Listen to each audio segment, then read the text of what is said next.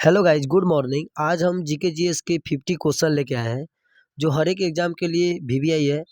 तो चलिए बिना देरी करते हुए क्वेश्चन को स्टार्ट करते हैं। देखिए, क्वेश्चन वीवीआई है, इम्पोर्टेंट है और सब प्रीवियस ईयर के क्वेश्चन है।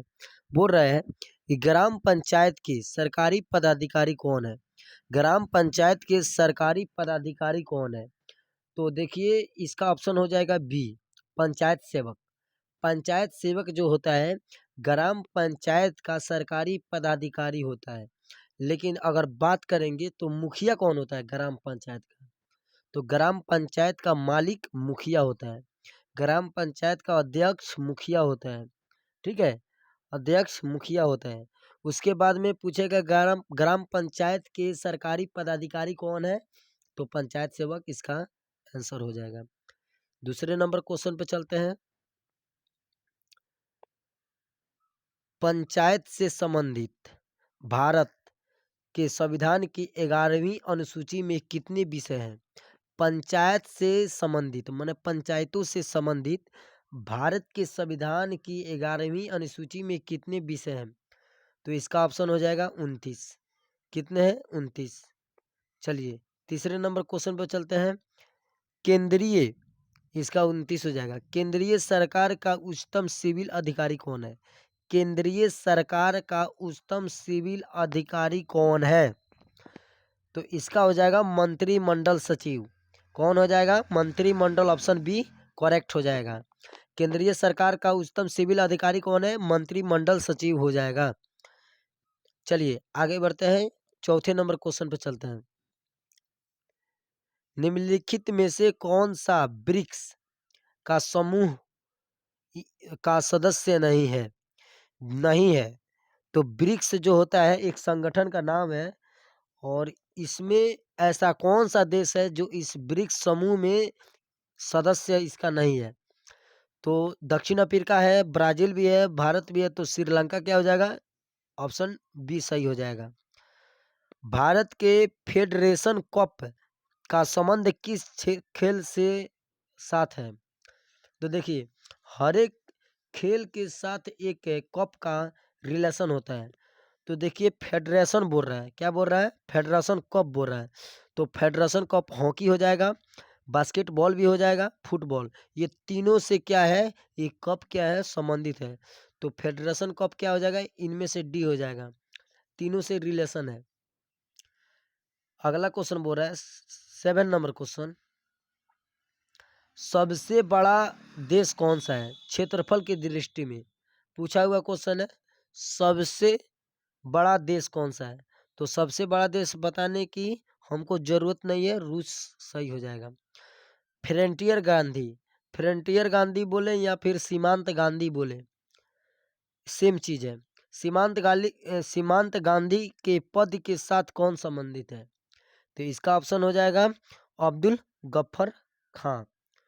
मोस्ट वीवीआई है, हर एक एग्जाम में इसका रिवीजन हुआ है, हर एक एग्जाम में इसको पूछा गया है, इसको भी पूछा जाता है। अगर बात करें क्षेत्रफल की दृष्टि से सबसे छोटा राज्य कौन सा है, तो क्या हो जाएगा? एशिया में भूटान हो जाएगा, एशिया में भूटान हो जाएगा। अगर बात करें कि भारत किस स्थान पे आता है क्षेत्रफल की दृष्टि से, तो 7वां स्थान पे आता है। जनसंख्या स्थान पर भारत कौन किस नंबर पे है?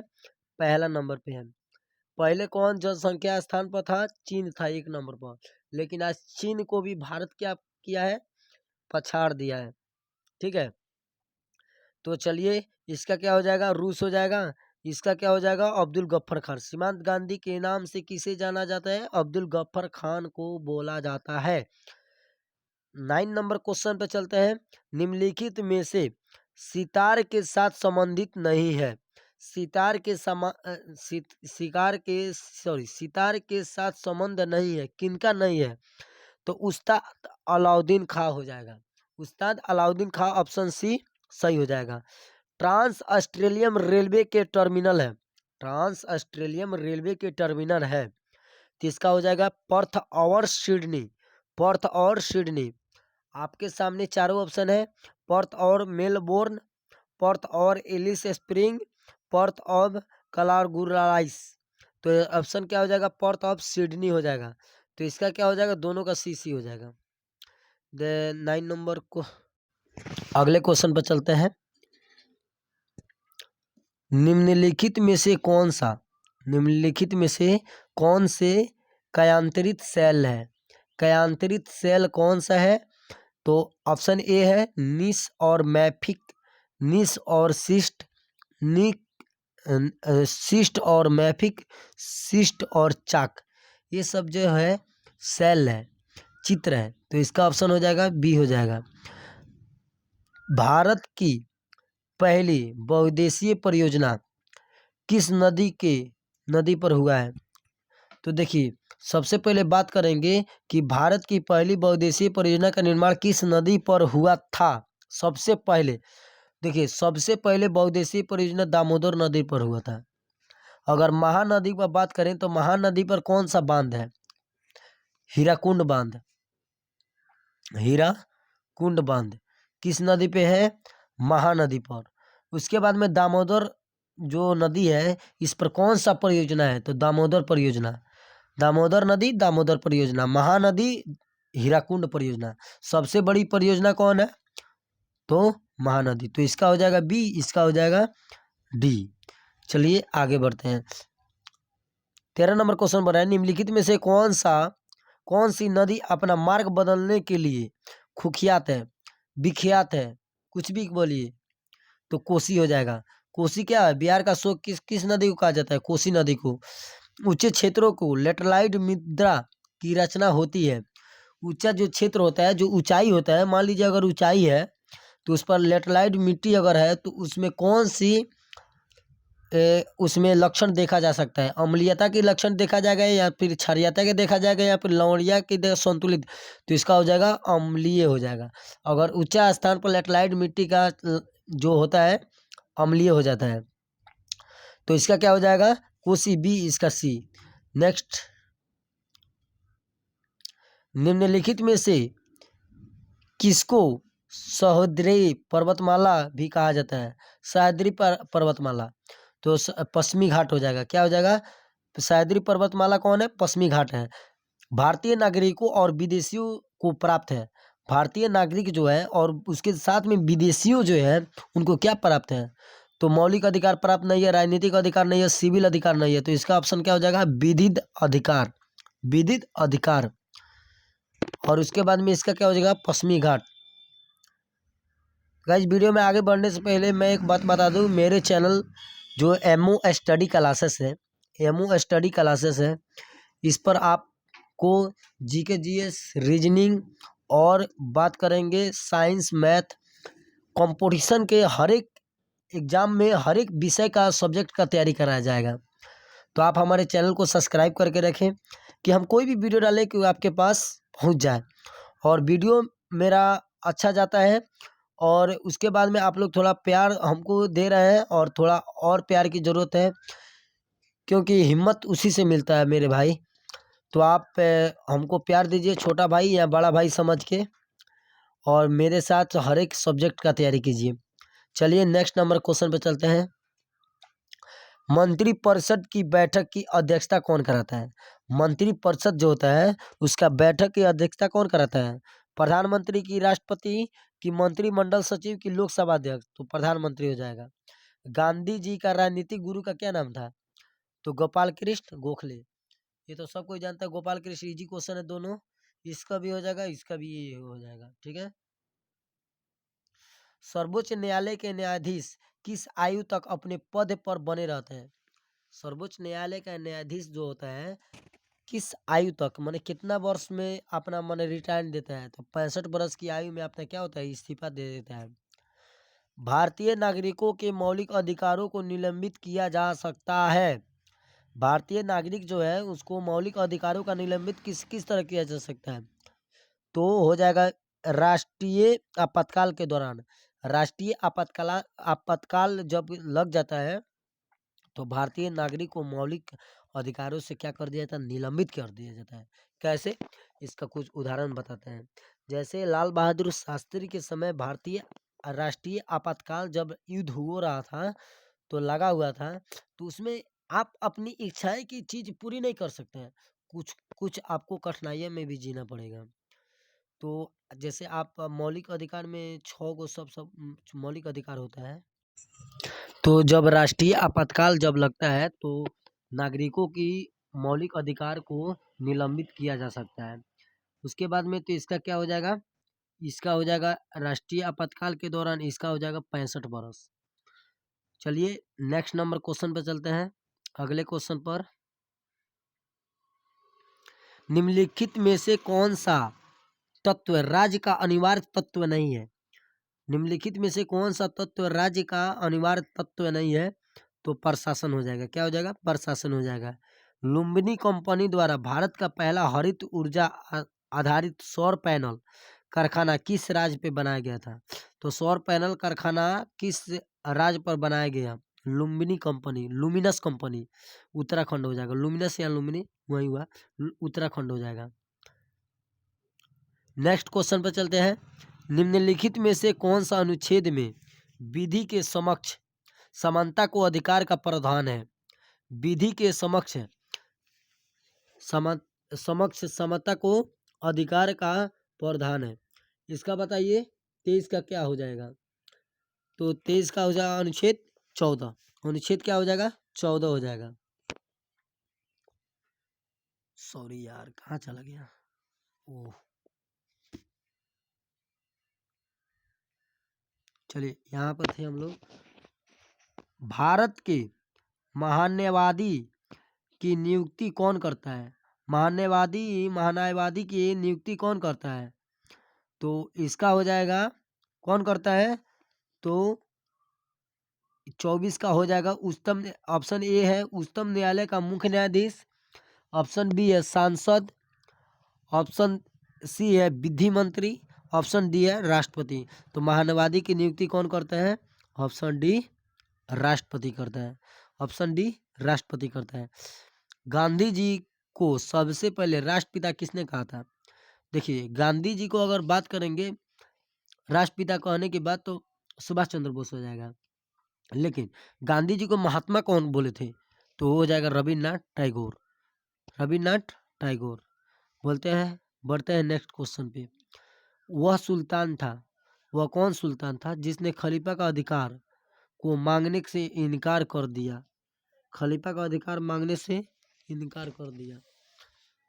वह सुल्तान कौन सा था जिसने खलीफा के अधिकार को मांगने का इनकार कर दिया?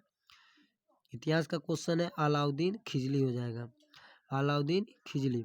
आप लोग बताइए नालंदा विश्वविद्यालय जो है उसको किसने ध्वस्त किया था?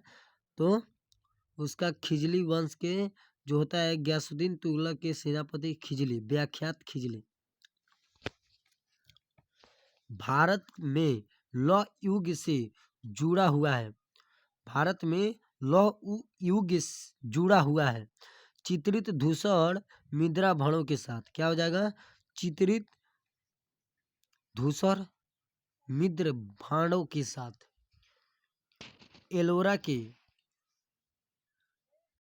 एलोरा के प्रसिद्ध कैलाश मंदिर का निर्माण निम्नलिखित में से किस राजा ने कराया था? एलोरा के प्रसिद्ध जो मंदिर है उसका निर्माण किस राजा ने करवाया था? तो कृष्ण प्रथम यम राजपूत हो जाएगा। क्या हो जाएगा? कृष्ण प्रथम यम राजपूत। एलोरा कृष्ण प्रथम यम राजपूत। आगे बढ़ते हैं 29 नंबर क्वेश्चन पे चलते हैं।